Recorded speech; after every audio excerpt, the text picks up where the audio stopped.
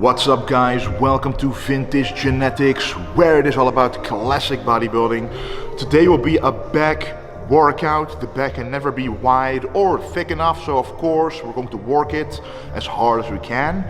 And we're going to start out with a rowing exercise because that works the thickness the most. So the first rowing exercise we're going to do is a T-bar row on a machine that allows you to go all the way down and all the way up, because there's no actual plates in the way, because it's a machine, but it's at the same time also a free weight machine, because you're not really stuck, just like a T-bar row is going to be, not chest supported, just standing up, rowing the weight. So let's get started with the warm-up weight.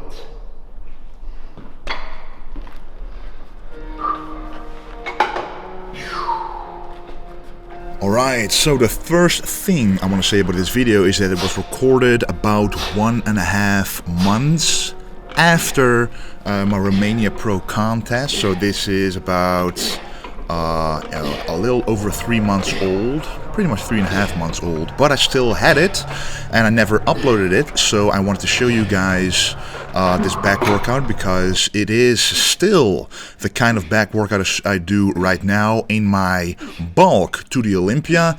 And here you can see that I was a little leaner, obviously, but I weighed around 10 kilos less here. But the thing is, for my physique, the leaner I look, the more full that I look, and the bigger you actually look, and that's the illusion of bodybuilding, of course. But anyway, this is a back workout, and I start with one of my all-time favorite exercises, the T-bar row. You guys probably know the T-bar row as the exercise with the barbell, with plates on the front. But this is pretty much the same thing, but this time I'm using the ATX belt squat machine. Normally you can do belt squats on this, so you put a belt around your waist and then drop down and you pretty much squat at the weight you see behind me. But you can also use it for rowing exercises or dip exercises, and of course I'm doing the row exercises right here, and it's great for the back thickness.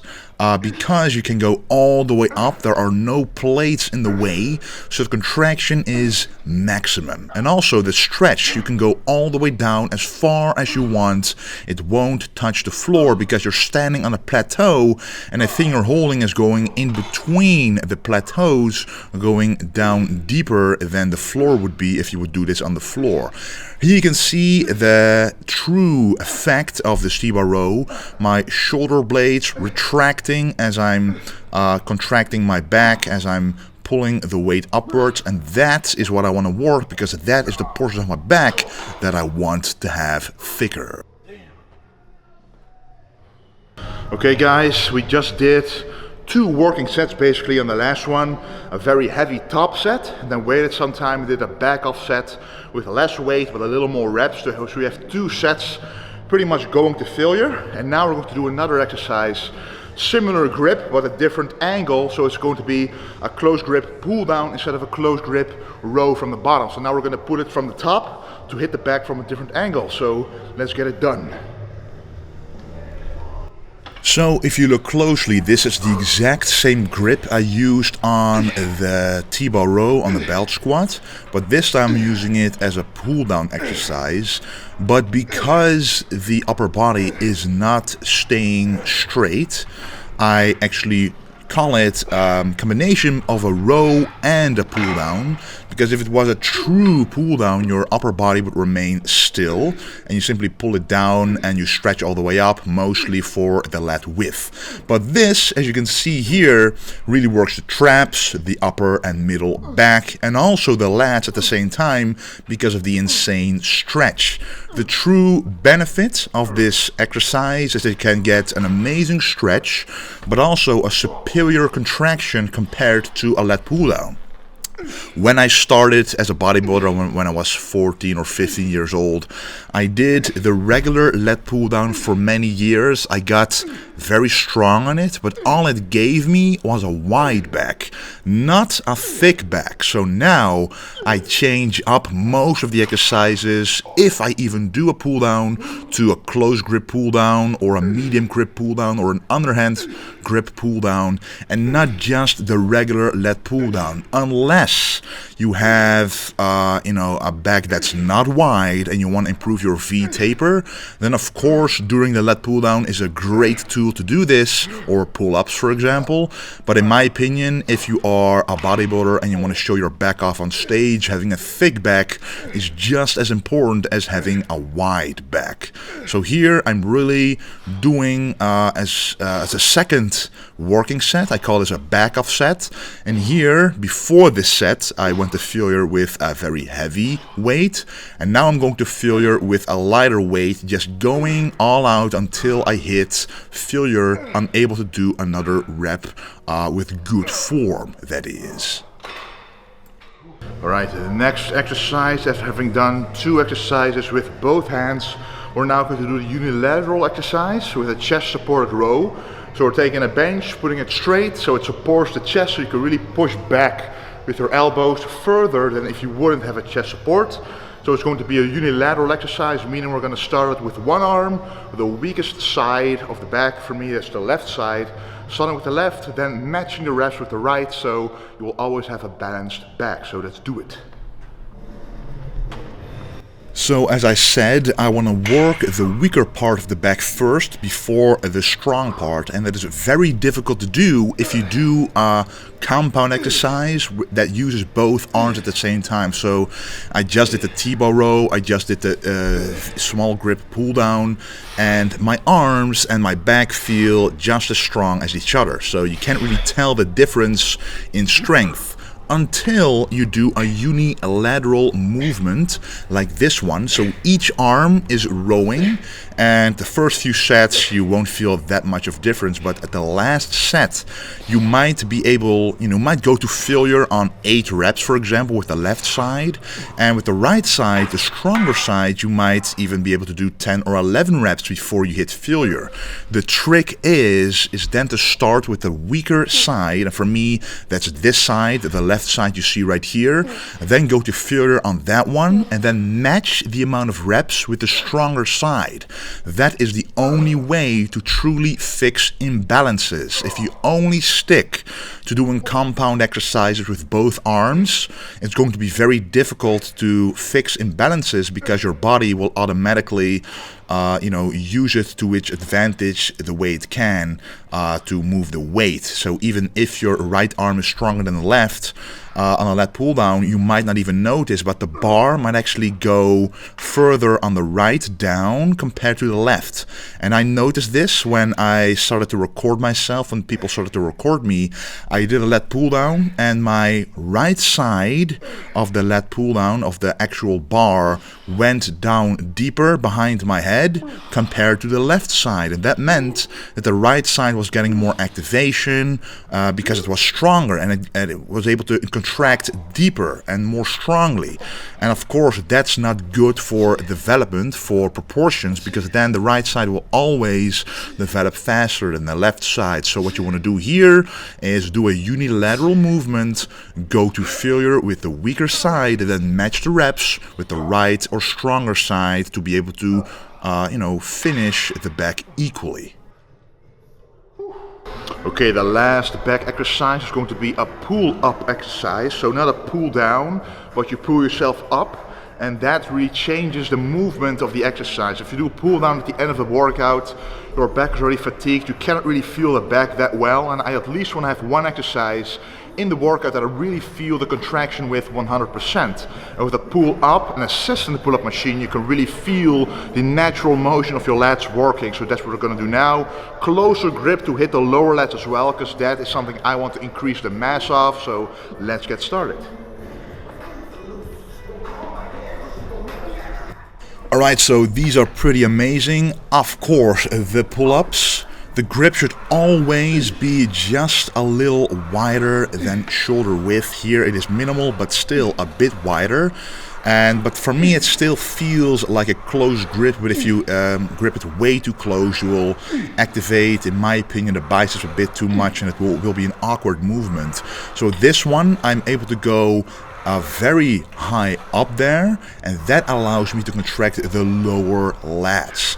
I personally need to work on the lower lats because from the front my lats seem to attach a little higher compared to other competitors, and it does give me a great wide back from the front, but not a back that is very low attached, giving me a lower V-taper.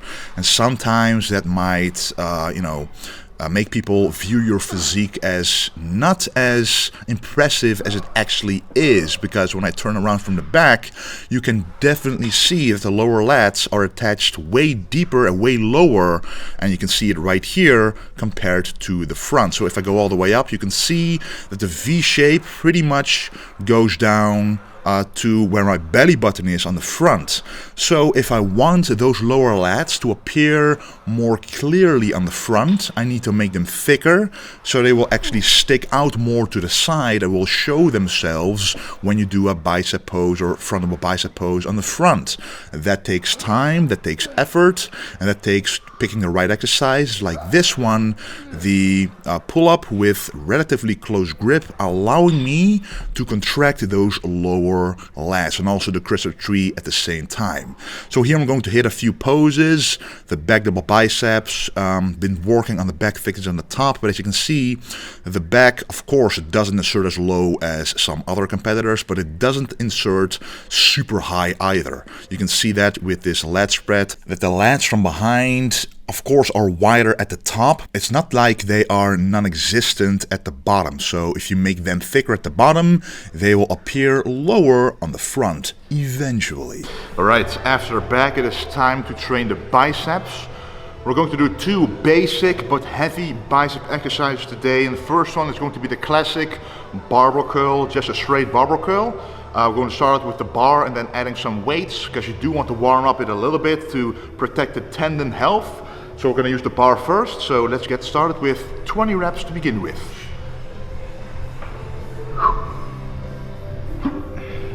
Alright, so here I'm doing the biceps, and I'm just starting out with the bar, because if you start out way too heavy, you will automatically recruit other muscles, you will move your upper body way too much just to be able to get the weight up, and then you still have a few sets to go, which you ideally want to do heavier and heavier. So here I'm warming up the biceps, even though we did all kinds of back exercises before. You do need to warm up the biceps when you are isolating them to prevent the tendons and the ligaments from being, overworked, overstretched. And not too much stress should go on there out of the blue. So here I attached some 5 kilo plates on each side, and if you look closely at how I'm performing these reps, is I'm going all the way down, stretching the biceps. The bar pretty much almost hits my legs. That's how far I stretch the biceps out. But when I go up, my upper arms are helping a little bit when I'm going up. Why? Because if you keep your upper arms locked into your sides, for example, the contraction you achieve when you go all the way up with your underarms, your forearms, won't be 100%. The contraction you achieve now with the upper arms going up a little bit is way more intense compared to the other way. Okay guys, the last exercise of the day is going to be another bicep exercise. We just did a bicep curl using the wrist like this, and now we're going to put the wrist like this in a hammer curl to work the brachialis muscle in between the triceps and the biceps, the thickness that gives you the fingers from the front of the biceps. That's what works during the hammer curls. So let's do it with a bar instead of dumbbells. So we use 2 exercises with both arms, so you can use a little bit more weight than usual. So let's get started. Now, these are pretty awesome, and obviously I am aware that not everybody has access to this barbell in the gym, especially right now during this weird period. But I have also heard that some people already have access to either an advanced home gym, or some gyms in some countries are opening already. But this is the hammer curl with a barbell, and you can grip it exactly as wide as you want. You can do a very wide grip, a very narrow grip, but I just like this medium grip, just, you know, shoulder width.